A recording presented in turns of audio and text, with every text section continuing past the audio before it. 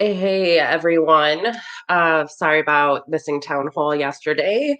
I just came out of the VA. I have a sinus infection and I had to wait till my COVID test results came back. So now that I know that I'm not having COVID, which is a good sign, I wanted to catch up with everyone. Um, Today's delayed community hall is going to be a little bit different. We're going to talk more about science, spirituality, and the politics behind the movement. The reason that we're going to have this conversation is because I think a lot of times people want to understand where our moral compass lies, right? Like what directs the decisions we make and how we make decisions. So we're going to talk about what quantum activism is because by understanding what that is, you'll understand our politics. So the organization MSTM is the values that we have are rooted in what's called scientific spiritual politics.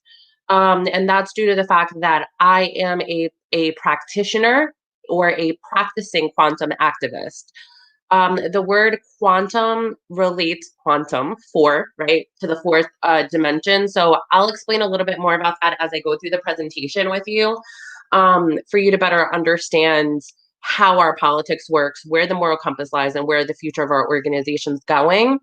So I'm going to go over what we're going to discuss in this conversation today. So what we're going to talk about right here is introducing quantum physics, the differences between classical physics and quantum physics. Most of you are probably familiar with classical physics, with Newton's laws of motion that we learned in, like, I think probably middle school or elementary school, about MSTM, scientific spiritual politics, and how that's a new paradigm, and where you can learn more about quantum activism. So what is quantum physics, right? That is the question. Quantum physics is the study of the subtle, or what we would call um, the fourth dimension. So classical physics focuses on three dimensions, right? Which we all know we live in a three-dimensional world, right? When we look at it, where quantum physics says, not exactly, we live in a four-dimensional world. So quantum physics is the study of underlying how atoms work, right? And they're the atoms are precursors to the study of chemistry and biology. So when we look at our physical world, everything is based on chemistry and biology. So when we look at the world around us, we view it as three-dimensional. Where in quantum physics, they're like, before you get to that point, before things manifest in this world, there's this other dimension where, particles or atoms are acting either as particles or waves, and that's the precursor to what happens in this three-dimensional world. So there's a fourth dimension, right? And quantum physics is like, hey, our rules are different here than what happens in the physical plane. So to help you understand that, what's the difference between classical physics versus quantum physics? So classical physics is the science of what is, right? And the rules of what is. So like one of the main aspects of classical physics is the laws of motion and gravity, right? So we know that we can't see gravity, but we know that it's a force that dominates everything we do, right? We're not flying around. So we know that gravity is holding us down. We know that, if we put anything in our hand and we let it go, it's going to drop. And we know that that's a constant that happens in our world. So that makes classical physics for us. There is this law of gravity that exists, where quantum physics says, all right, let's take a step before that, before what you can actually see. And it's actually scrapped a lot of classical physics laws of what is only, because quantum physics is really the study of what can be, what can happen. And some of those equations of, okay, in classical physics, on this plane that we live in the physical world, certain rules that we have here apply. But in quantum physics, a lot of those rules don't apply because not everything is what is. Quantum physics deals with many different possibilities and deals with universal consciousness. where Newton's laws of physics, they deal with consciousness on the physical plane. So it's different in that aspect. So let me just do a quick check-in to make sure we're all on board. Yeah. All right. So we don't have questions yet. If you guys have questions, just put them in the comments. I'll check in periodically, with you guys. But so the differences again between the two are classical physics focuses on 3 dimensions, quantum physics focuses on the 4th dimension. So for those of you who are like, what's the 4th dimension? It's the subtle conscious. So if you are like in my aspect, I'm left-handed. So if you want to test out and explore the subtle conscious, use your opposite hand. So like if I use my right hand, I would clean my house with it, and you'll see your subtle conscious manifesting a lot. So your subtle conscious is where thoughts come into play, thoughts and feelings. But if you are right-handed, because I think 90% of society is right-handed, so most of you watching this will be right-handed. If you take your left hands and clean your house, and to the point, you're gonna want to keep going back to your dominant hand. So like if you want to tie it behind your back, that's probably your best bet. But if you do that and you start cleaning your house, you're going to start seeing a lot of, negative thoughts about like doubting yourself. And you'll start seeing these thoughts, they'll be more profound than if you're doing it with your dominant hand. So like that's an exercise in the subtle conscious. In quantum physics, the subtle conscious is what dictates what happens in the physical plane. It's the precursor to biology. So what happens with that is like your subtle conscious is how we all make decisions and how we take actions. So trying an exercise like that, you'll get an idea of your subtle conscious emerging. And I definitely recommend trying to do it for at least an hour. Super challenging the first time you ever try it. But if you try it a couple of times, you'll see over time your mind will change, how you think and your behaviors will change because your subtle conscious is getting stronger in its development. And this is something that has really helped me with PTSD and managing my emotions, because the pathways for PTSD, you're more reliant to be negative in your thought process. And when you do exercises to emerge the subtle conscious, you'll see how negative those pathways really are. And one of the exercises I would do when I start that is I would write down the thoughts that I was having. And I would be like, damn, I'm really negative, especially when I'm using my inferior hand.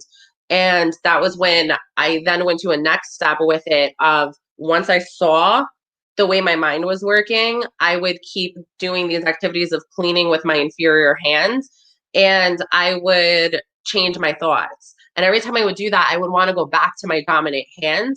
And I just kept using my inferior hands until those thoughts came about. And this took me like 18 months. And that helped me because then when I would go through PTSD relapses, I would be able to better control my thoughts and make better decisions where I'd be like, oh, I'm spiraling downwards. I need to go to the VA before this turns into a suicidal episode. So it really does help to strengthen your mind, but it also does change your behaviors of what you would do in the physical plane.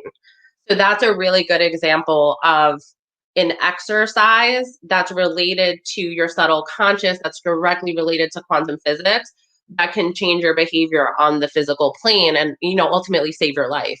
So when you're looking at things like that, for example, that is the reason the movement subscribes to quantum physics. And this is where our moral compass lies. And as such, we operate the organization as quantum activists. So quantum activist principles really talk about healing. Like everything in quantum physics is related to healing and for the betterment of the whole. And in quantum physics, the ideas or the theories, ideas, and the laws all subscribe to what is better for the whole or for the universe. And each one of us is a piece of the universe. So what is better for everyone? What is better for social consciousness? What is better for the or universal consciousness that really propels forward, right? Propels society forward. So in quantum activism, you focus on healing yourself, and working towards healing. And that's why I refer to PTSD mastery a lot. There's different aspects of PTSD that are very, very, very difficult to master to try to live a normal life, right? And in that pursuit of also trying to live a healthy life, a lot of us have a fight instinct that's really overdeveloped that we want to use. Um, and sorry, this just came in and I want to read this real quick.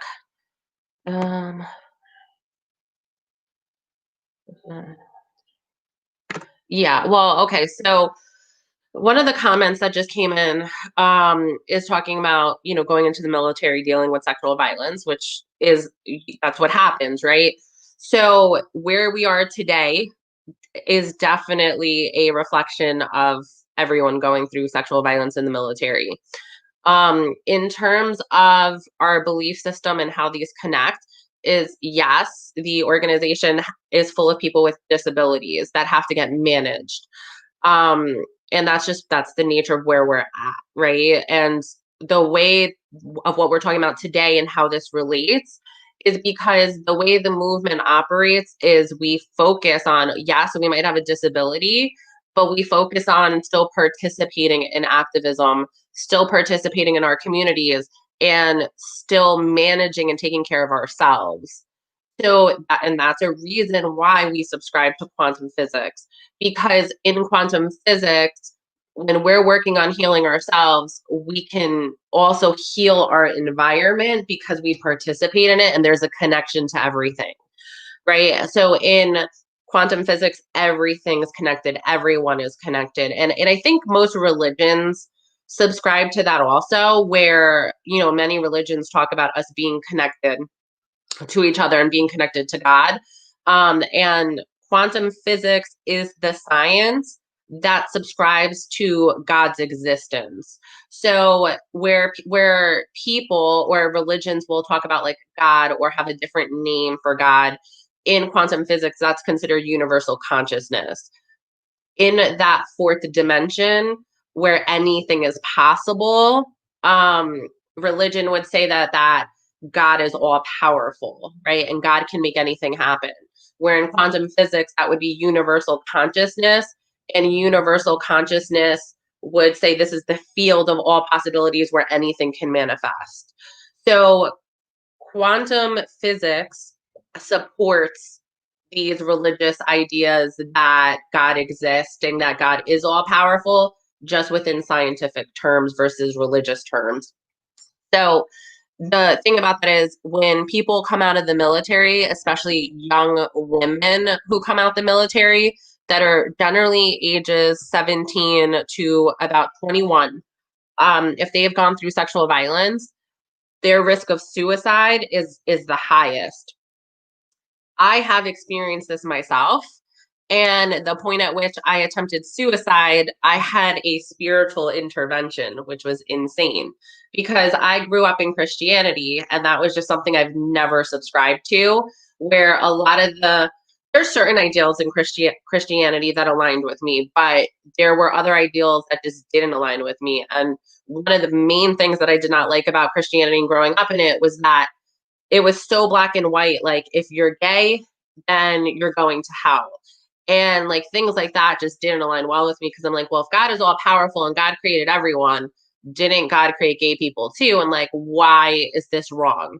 So like there's certain things to me that I was having a hard time with religion. So when I went through sexual violence in the military and I was going through a PTSD episode, like my first full blown horrible PTSD episode, I attempted suicide.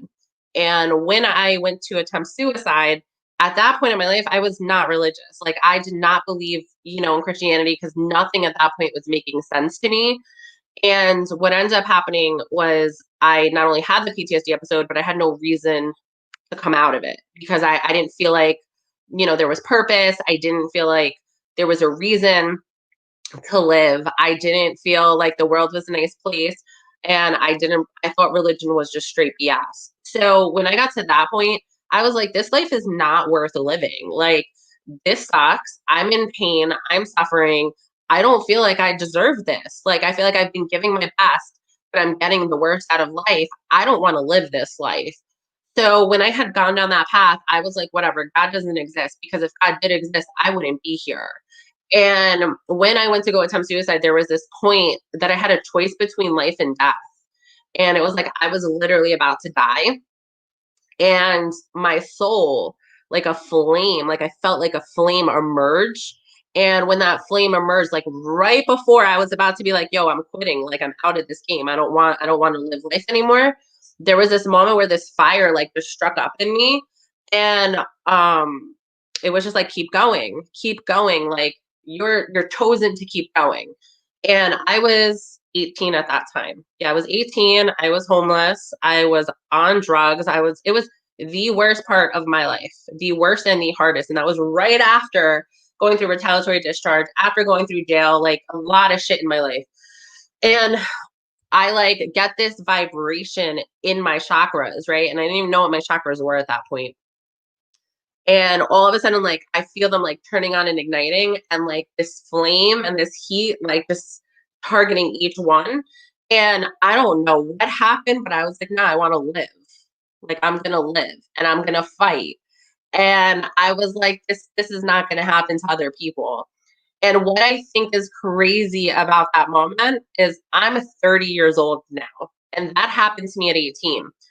So, and that was at a point that I was like, religion's bullshit. Like everything about religion's bullshit. God is not real, right? So, like at that point in my life, I was, I don't want to say an atheist, maybe agnostic, right? But I was like, none of this stuff is true.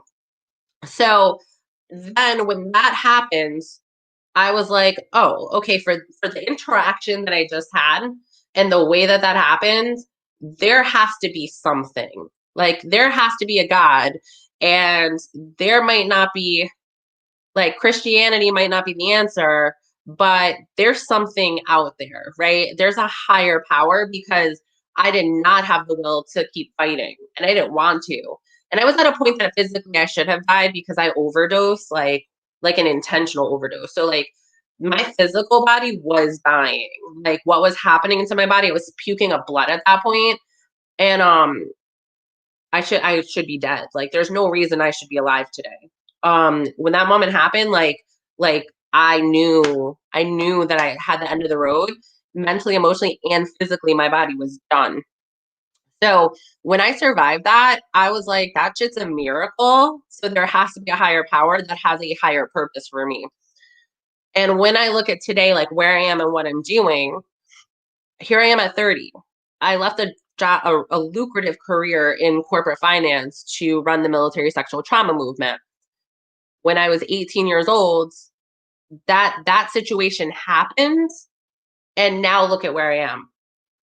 So when I put that in perspective for myself, I'm like, this was my purpose. Like this is why I survived that, because look at what I'm doing and look at how it's directly connected.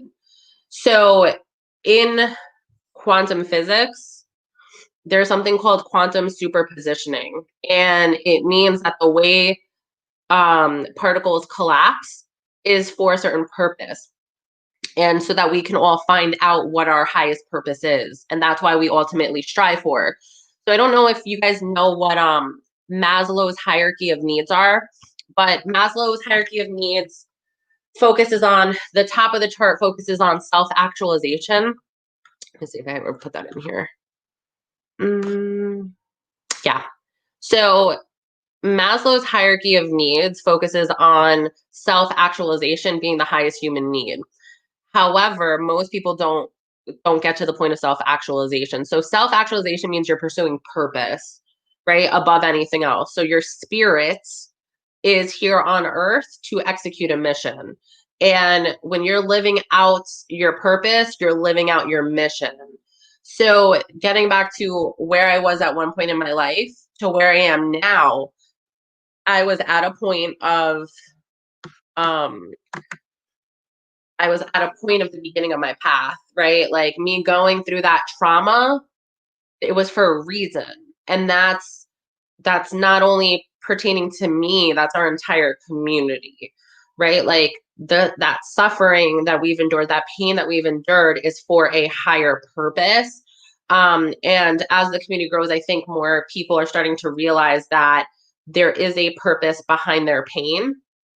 So when it comes to how we operate this organization, even our slogans and everything, like turning your pain into power, is rooted in quantum physics, right? The scientific spiritual politics. So in physics, also there's the concept that I mentioned of quantum superpositioning, which is the way our life falls into place is for us to get in touch with our souls, our spirits. So we're living out purpose. A lot of people, though, in Western culture or in American culture don't get that far. And the reason for that is because the way the American economy works and the way American politics works is that there's a lot of corruption in both, right? Um, Adam Smith invented capitalism, but the way the free markets work is that when you have democracy, they truly can't. There's no free markets, right? It's like a quasi free market, because there's government intervention. Because the way capitalism works is there's a lot of ups and downs, and we would have depressions. So to prevent that democracy, because you have voters and elected officials, we have to have quasi intervention. But what happens is when Adam Smith designed capitalism, we were supposed to have protection against wealth inequality. And because very rich people generally pay for our elected officials and their races, what ends up happening is um, they're controlled by these wealthy people. So the protective features that were supposed to happen in capitalism haven't. And when it was first designed, the concept of it was that each generation would have a higher and higher quality of life, and there would be more wealthy people, and the middle class would keep growing and the upper class would keep growing. Not that it would be like a pyramid where like 99% would be poor and 1% would be rich. So there were supposed to be protective mechanisms that democracy was supposed to insert, but because our politics is corrupt and because our economic system is based on materialism, instead of spirituality, both of them have really geared away from what they should be. And I think as a result of that, you're seeing like the demise of our democracy in a more polarized state. But that, in and of itself, is really where we feel that we're going to be different.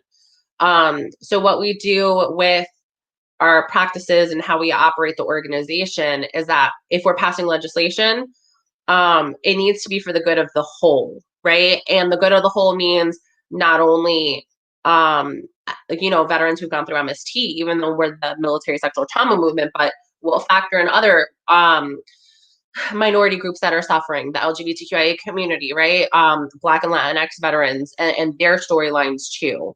Because in quantum physics, the good of the whole always comes first.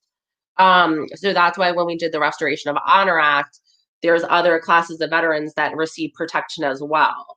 So that is done intentionally. And we focus on progressing the whole. And when we do different activities, the reason that we include, people with different gender identities, people of different sexualities, races, ethnicities, and we're allies and support their causes is because they're working to raise consciousness for the good of the whole and to protect everyone. So our politics is aligned with that. And that's the other reason why we're as bold as we are, compared to other organizations, because we're very future minded. The way that we think, we're future oriented in everything that we do, and everything, to how we present the organization, to what we think about is for the next generation, is for them to have a better quality of life than what we've had. So our main goal is to preserve, protect, and elevate consciousness for the next generation of young people who are entering the military. And also, for those of you who don't know this, but young women, ages 10 to 13 and then 13 to age 18 are the most vulnerable populations for suicide. So the idea behind this is that our population is the most vulnerable for suicide. So there's the next generation of young girls and young women are really hurting right now. You know, 10 to 13 suicide rates in the last 10 years have gone up 150% for girls ages 10 to 13. And when you also look at numbers for 13 to 18 years old, suicide numbers have gone up over 50%. And then when you factor in someone who's gone through MST, and if they're also in a young age demographic of being 18 to 21, they're very likely to commit suicide. So we're obviously, as a society, doing something wrong, right? That suicide numbers and suicide rates keep going up. Spirituality, or religion, for those of you who are religious, is fundamental to protecting against suicide. Because if you're hopeless, if you don't have a guiding force, you're much more likely to commit suicide. That's just the reality of it. So, in order to have suicide prevention, part of that is having a strong, um, not only self-worth, but also having a strong belief system in something more powerful than just yourself. So, I know that from personal experience myself, having gone through suicidal episodes, um, the thing that's always pulled me out has been this higher purpose. And like I said, I look at where I am today and like what I'm doing, and looking at even this conversation, right? Like right here in this moment. And those times that I was going to commit suicide, even when like I was like, all right, I'm going to live and I'm going to fight through this, I still at that time was like, whatever, there's this message that's coming to me that I have this higher purpose and I'm fighting and I'm going through it. And I also felt like it was never manifesting, right? Like I was like, this thing is not telling me the truth, whatever this higher power is, if it does exist. But then when I look at where I am right here in this moment, I'm like, damn, that higher power definitely exists and was giving me messages and was connecting with me, letting me know, what I'm doing. And then I look at even this past week, it was just an insane week, right? That I went through. It was like crazy obstacles, but at the same time, really rewarding to see what was manifesting in the organization. And I think I always like I understood that we were the most suicide vulnerable population, right? I've known that. Having conversations with everyone, having one-on-ones, getting to know everyone, I've known that suicide has been it's a predominant issue that's happened, but I don't think I ever thought of it in the capacity of like, oh, we have, we really have to be conscious of the fact that we have a suicide vulnerable community and we have to be able to act to protect the community, right? I didn't realize that going through the movement, part of this higher purpose wouldn't only be politics, but that it would also be like suicide prevention and spirituality. The gravity of what the responsibility that the movement plays in people's lives is way bigger of a purpose than anything I could have ever imagined. Anything. And, I'm thankful that we can create a community and have these resources to help protect everyone and educate everyone to move the conversation forward. I'm thankful for that, but I certainly didn't think that this is where I would be, in my life. But when I look at where I am today, I'm like, yeah, no, definitely, God exists, this higher power exists. There's no ifs, ands, or buts about that. For those of you who want to learn more, this book is called How Quantum Activism Can Save Civilization. It's by Dr. Amit Goswami. He was a theoretical physicist for 30 years at the University of Oregon, and then he went on to write like 7 books, many of which I own and have, right? You can go on all day with these books. So I have been a practicing quantum activist for, I want to say 5 or 6 years now. But that is, sorry, I'm not feeling good. But that is, how the movement operates, that it's in all of those philosophies. They're tangible ideas and not only tangible ideas, but they're very powerful ideas. And that is why we're able to organize the way we are and really move the conversation forward to the forefront. But our moral compass doesn't lie in black and white at all. The concept of black and white, this or that, is thinking within a three-dimensional plane, right? Of this is good or this is bad. Where in quantum physics in the fourth dimension, it's all about possibility and how to achieve the best possibility and the best outcome. So, we don't look at the world as black and white, this or that, like at all. We look at possibilities, like multiple possibilities, and what can be the outcome, and what is the outcome we envision, and how can we construct that outcome, and how do we manifest it? So that's the reason the movement practices are how do I put this? Hold on, let me get rid of that. So the movement practices are all designed around quantum physics, right? And the laws within quantum physics. So, you'll see us operating the organization in that capacity. And that's the reason why, the other, was it last week? I did a quantum meditation. And the difference between a quantum meditation and just a meditation, a lot of meditation and spirituality is rooted in quantum physics anyway. Quantum physics gives you concrete laws to work with. So, you might do an intention meditation, and in that meditation, you might, do an intention, where in quantum physics, the law of intention is a law within physics. But in order to like manifest what you want with that, there's practices that teach you how to manifest, to take the fourth dimension and manifest it, right? So it's a lot different than I think what people are traditionally used to. And I think sometimes that's why people don't really understand where our moral compass is and how we operate, or like our value system. So I hope that provides some clarity, but it's just as important to develop yourself spiritually as it is to, learn what you need to learn. It's just some people, I think, take on the school of thought of like, I want to do everything natural and holistic. I want to do everything based on spirituality, but I don't want to do anything based on science, And I think other people are like, I'm so scientific, I want to go that way. So like, for me, I'm in the middle where I'm like, I need both of them to align, right? And I need the science and I need the spirituality to align, and I need to be able to move forward with that. So that's really where, for, me personally, quantum physics has worked. Being a quantum activist has worked, developing my spirituality and my belief system.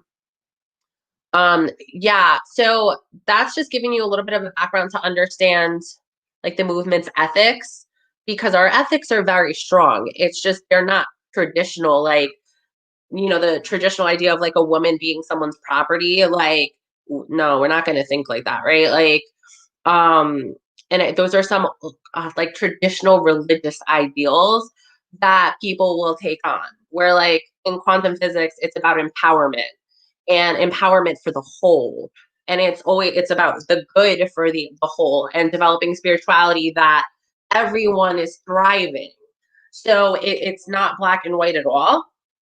And I think that's why people who think in black and white are not attracted to what we do. Like, if anything, they're really turned off by it, because I don't think they understand it, because their level of consciousness is not there, right?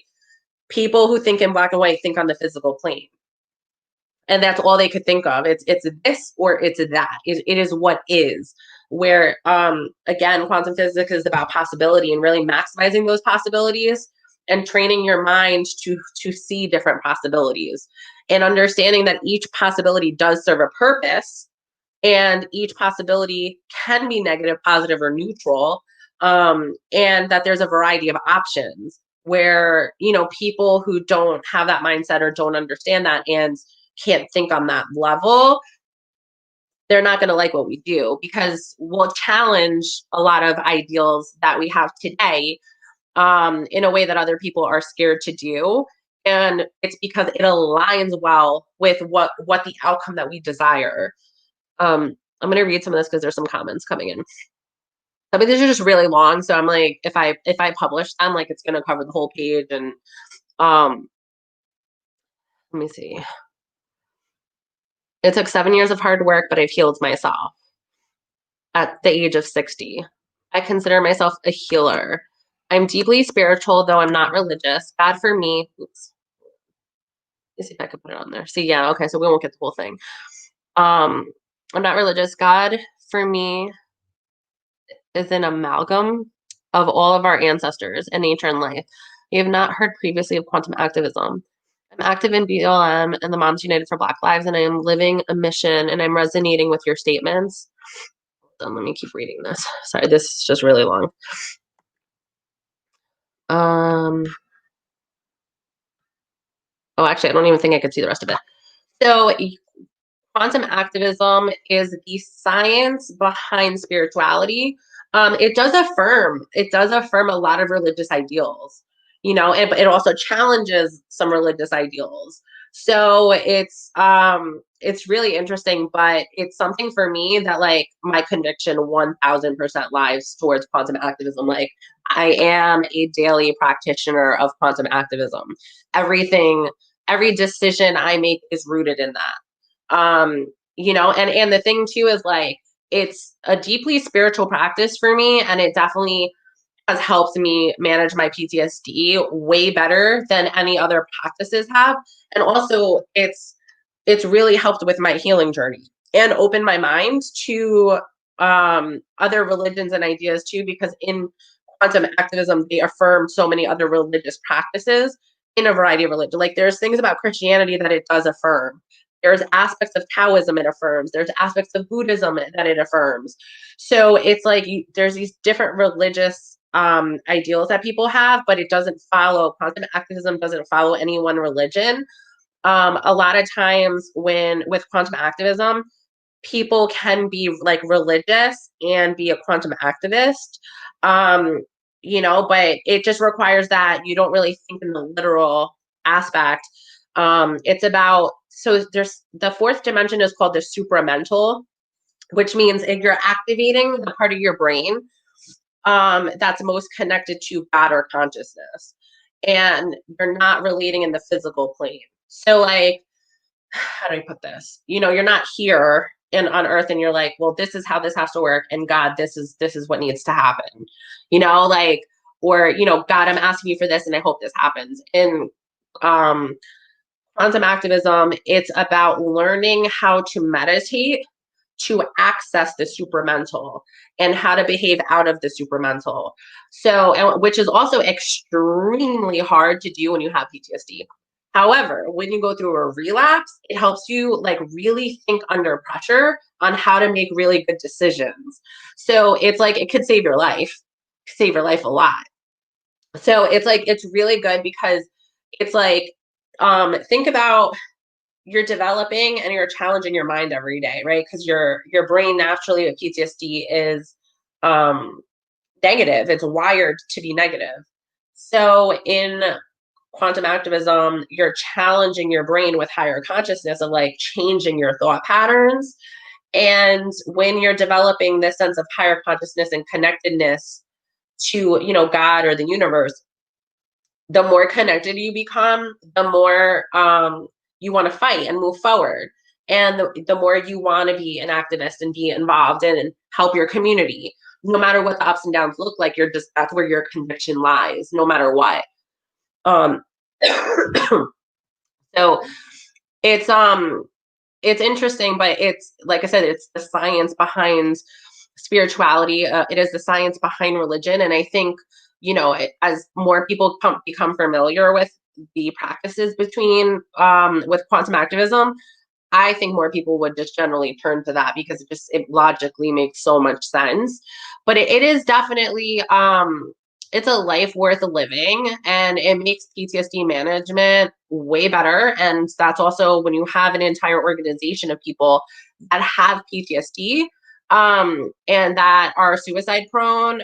Like, quantum activism is a really good spiritual scientific mechanism to help elevate your consciousness. And when those turbulent times come and you're going into crisis, where you're going into relapse, you're going through a full-blown episode, and then you're heading towards being suicidal, it's like you'll recognize it, you'll see the pattern happening before you spiral down, and you'll know how to make decisions to stop it. And when you access the supramental, you're accessing your higher purpose. And the more you're manifesting that and the more you're staying connected, it helps you even when you're hitting those low points to stay away from hitting this point of going towards suicide.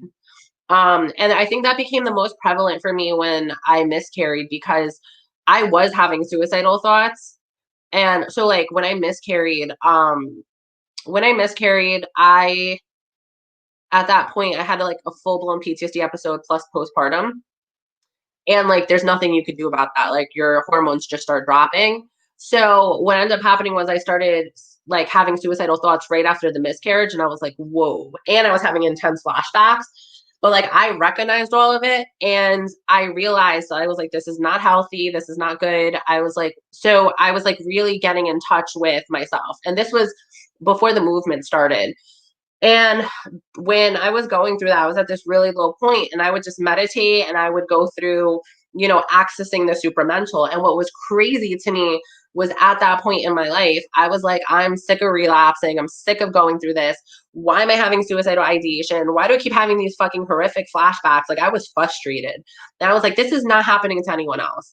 And I was like, I'm going to the VA, I'm going to therapy. Like, I really need to get help. Like, I was like, enroll me in everything. Like, I need to get fixed. And when I was going through that, I was just like, no one's going through this. Like, no one. And it reminded me of me being 18 when I went through a suicidal episode. And I still had no idea where I was going. And I was working in finance. And then, literally, like a couple months later, about 2 months later, I start the movement. And when I look at where I am now and I look at where we are now, I was like, wow, every single thing I went through was for this purpose and to be here. So yeah, and now like my spirituality is even stronger, like way stronger and way more developed. And now I see like everything being together, like everyone, like one world. Even though we're many different people, we're diverse, we're united in the fact that we're all humans. So it's just a really healthy practice that I think the more you develop, and when you go to therapy and treatment and you're balancing out managing everything, it's just helpful to be able to be like, okay, I have tools and skills I need to succeed, I have a reason to keep going, and I feel connected to God and this higher purpose and what I'm doing. Ugh. Yeah, I mean, I definitely know that these terms people are not familiar with, but you could probably definitely relate in some capacity to what you practice. It appears to be a holistic approach to, yeah, that's exactly what it is. Well, right. So prevention's 100% the best approach. I would not say don't join the military, and I'm going to explain to you why. Um, you're right in saying that young women are the most likely to suffer. I mean, even before entering the military, teenage girls are the most likely to commit suicide. Um, sorry, obviously I'm sick. So you're right in what you're saying. The reason I don't agree with the statement of saying young girls shouldn't join the military is because when you're looking for change, even though change has to happen within ourselves, a lot of young girls who go into the military, it's because they are suffering and they're looking to get away, and they're looking for an opportunity, not only to get away, but to be able to advance their lives. So, and sometimes that's the only option, right? Like I've gone through childhood trauma, and one of my main motivators for joining the military was an opportunity to get out. So when you then tell young women not to join the military and they shouldn't, and that's their only option, sometimes their next only option is suicide. Like literally, like they can't go to college because they can't afford it. They can't get scholarships. There's no other way for them to get out. So, when you're telling young girls not to go to the military, then sometimes that advice will lead them to commit suicide because that becomes their only other option. So, and when you're looking at where suicide rates are for the young women and preteen girls, teenage girls, and young women, that is the most vulnerable demographic in the civilian world for suicide. Now, I'm not saying that going into the military and going through sexual trauma is better. No, like the reason we exist and the reason we have the conversations we have is so that people know what they're getting into, and people who have gone through this are fighting for change. So that is why we're a political organization in that aspect, right? But when we focus on a lot of other avenues other than politics and legislative changes. We talk about sexuality and how your sexuality can get impacted. We talk about resources and where you can get help. We talk about holistic approaches and how to do that versus going directly towards substance abuse. We talk about therapy. Like we really have no holds barred conversations that are, politically driven, that are spiritual, that are mental health related, that are holistic. And the reason we have these conversations is when we educate our community can better educate the public. And, I think if a young girl needs mentorship, then she needs to know, hey, there's risks involved in joining. You may be going through stuff now, but there's resources available. Educate yourself. Also know that there are people who are fighting for you, and also not necessarily telling young women not to join. I think it's also having the conversation with people in power. There's reasons why there's strategic conversations, and there's a reason why politics involves strategy. But I think telling a young girl not to join, you're giving her the advice and essentially telling her to kill herself. And that's just not something I would ever condone, and that's not something I would ever sign on to, and that's not something I would ever subscribe to. Right? Like at MSTM, we're in the business of healing and focusing on what's best for everyone. And I think that organizations who are subscribing to the idea that you should tell young women not to join are not educated in terms of what the statistics are for young girls, the reasons why they commit suicide, and the reasons they enlist to begin with. And I think that by subscribing onto those ideas, it's more harmful to young girls. And I think after everything that we've been through and where we are, we have a responsibility to protect young girls and preteens. And we have a responsibility to make sure that the military is a better place for them, not that it's not a place for them, right? Where men thrive, women can thrive too. And I think by deterring women from going into the military, all that's doing is saying that the toxic culture should be allowed and should be male dominated. Like, I feel that we should be doing everything we can to make a place of equality. And when there's women sitting on the Joint Chiefs of Staff, then like we've really fulfilled our mission. But until then, there's just a lot of work that we have to do. But in no way, at no time will I ever subscribe to giving advice that would increase suicide rates. I would never do that. And I would never condone that. And I would never let anyone in the movement persuade otherwise. So, but I've heard it from a lot of organizations and, especially people advocating for MST that like just emerged, right? After like what happened with Vanessa Guillen, a ton of, all of these new like movements have emerged, right? That are like, oh yeah. And like, we're telling people not to go to the military, but like, they don't have the knowledge or the skill set to actually give healthy advice. So they don't realize that they're actually telling young women like to kill themselves. Like because that's harmful. That's fucking harmful as fuck. And anyone that subscribes onto that, you're either doing it because you're not fully educated and you're like, oh, I want to join a cause and I want to fight. And military sexual trauma is bad. So let's go completely the other way by like boycotting and telling women not to join. The reason why we set an oil boycott on oil portfolios and not telling young women not to join is because that came from a highly educated position.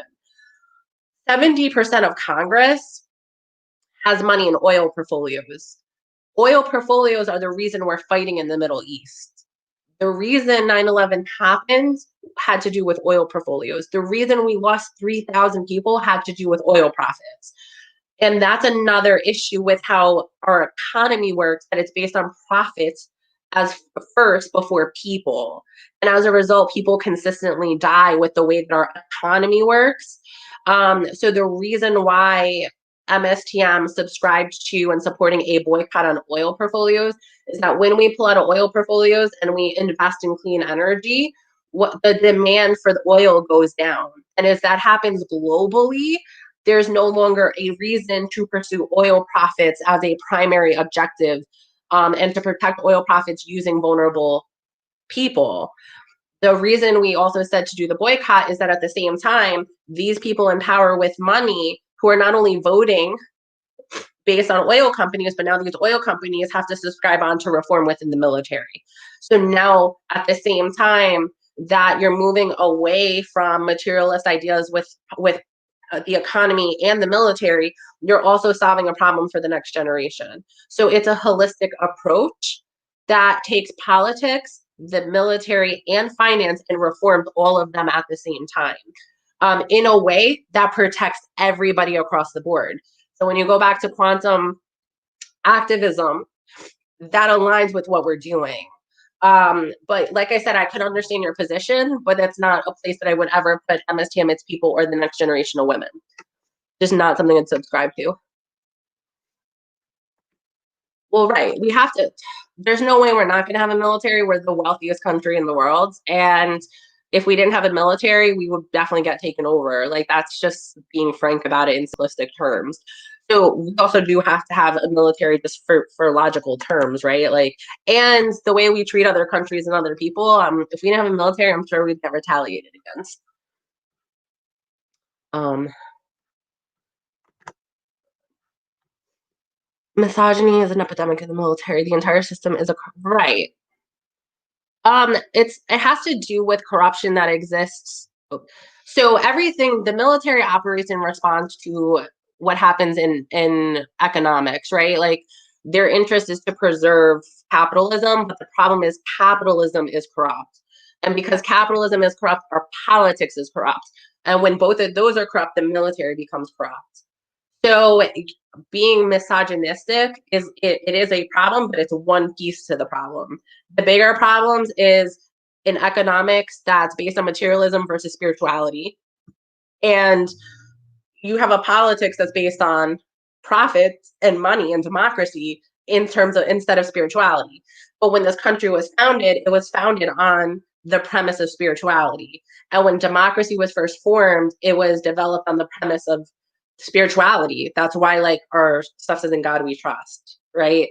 And the idea behind that premise was to say that we would always put spirituality at the forefront while letting everyone be whatever religion they want to be. We're going to know that this higher force is bringing us all together, which is why we're called the United States. But we don't act united and we don't behave united in today's terms. So, so I agree with that. Definitely not subscribing to Trump's locker room talk. Definitely not subscribing to Donald Trump. He has to be the most divisive president in history. And we also don't base our politics on scaring the fuck out of people, right? And like scaring them into people. Well, I think it's a little bit, I mean, I could understand what you're saying with that, right? But like, everyone has their opinion, which is great. But when something is harmful, um, when something's harmful to the community, then yeah, we're not going to sign on to that, right? So that's why I said, like, I'm willing to have a conversation with you about like why we won't subscribe to telling young girls not to enter the military. However, if that opinion comes into our community and is a continual opinion that we see repeatedly over and over again, we're going to ban from the community. And the reason for that is because that opinion is harmful. It literally will lead to suicide, right? And suicide prevention in our community, being the most vulnerable, we have to be able to censor that. So that's why you haven't seen anyone at any time in our community or any of the leaders or anyone who's come out and say something or any of our conversations be like, let's tell young women not to join the military. MSTM at no point will subscribe onto that. No one at MSTM will subscribe onto that. So the thing is, like, if that opinion becomes a predominant opinion because other communities are taking it on, we're not going to align with that. It's just not going to happen. The country was actually not founded on Christianity. So the country was founded on the fact that in England, they were oppressing people who were not Catholic, right? They were actually murdering them. So if they were Protestant, Methodist, or Christian, they were killing them in England. So the country was founded on freedom from religious oppression. And the reason that the founding fathers created a secular government, meaning separate from Christianity, was because religious governments is all that existed in Europe. And anytime a different regime or family would take over, if they were Protestant, now that became the new religion. And another family took over based on war, then Catholic or Catholicism would become the prominent religious idea. So the whole fabric of democracy came with creating a separation between church and state, and creating a secular government would protect every religion that existed, so no one had to fear getting murdered for their religion. And that way, no matter who took over power, they could not guide based on a religious entity. So it was actually freedom from the freedom of religion became the construct that created democracy in America. So it's not founded on any one religion. It is founded on spirituality and the concept that people can believe in any religion they want to. Yeah. So if you guys have any more questions, let us know. As you saw, we now have partnered with Amazon, and yeah, so that's pretty much about it. So if you guys also want to get stuff from Amazon, you can check out a list that we have for PTSD management. So with if you guys are looking for like holistic ways to manage your PTSD, if you're looking for seeing what other people in the community are getting and what they're doing. Sorry.